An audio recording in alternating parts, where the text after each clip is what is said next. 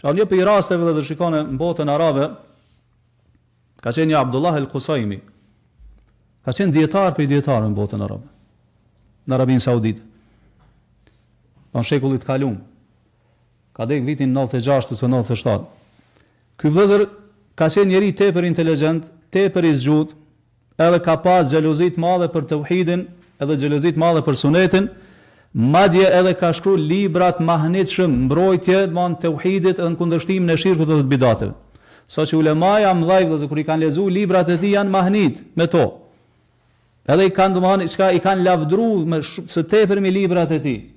Përmendet se edhe krahas kësaj ka ditë përmendsh librat hadithit, sidomos Sahih në Buhariut, madje ka shku me vete e ka bajt Sahihun në Buhari. Mirë po, ka radhë që kanë vetë pëlqim, me këtë dije që e ka jep inteligjencë, zgjuarësi që e ka jep Allahu subhanahu wa taala, edhe ka fillu, bon se shkurt dhe shkon në shejtanit mashtron. Sidomos ata njerëz që janë zgjut edhe janë të mëshëm, janë inteligjent, ju doket se janë paksa më të ngritur se të tjerë, edhe fillojnë çka me lezu filozofi. Në mënyrë që mu dallu pak çka prej tjerëve. E kjo është kurthë e shejtanit.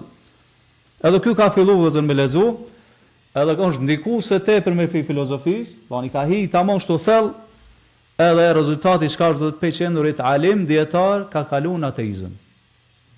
Po çka edhe e ka shpallë, më thonë çka haptazi se është ka ateist. Edhe ka ikë në kod, më ka ikë në Francë, ka jetu edhe, më thonë, pasaj është këtu në Egjipt edhe atje ka vdek.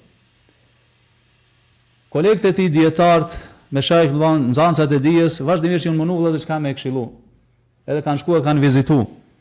Edhe ja kanë kujtuar Allahun subhanahu wa taala, ka pas raste ndoshta edhe i kanë bërë rukje, mirë po gjithmonë ka refuzuar, vëllazër nuk e ka pranuar. Mirë po shkon edhe në mexhlisin e fundit, përmendet kur i taku me to. Madhëm para se mi ngrit dur prej tina që nuk ka më diçka. Ka thënë, këshilloni, ka thënë nxënësat e ju që mos mu marr me filozofi. Ka thënë se shikon gjendje, ka thënë cilën jam unë tash.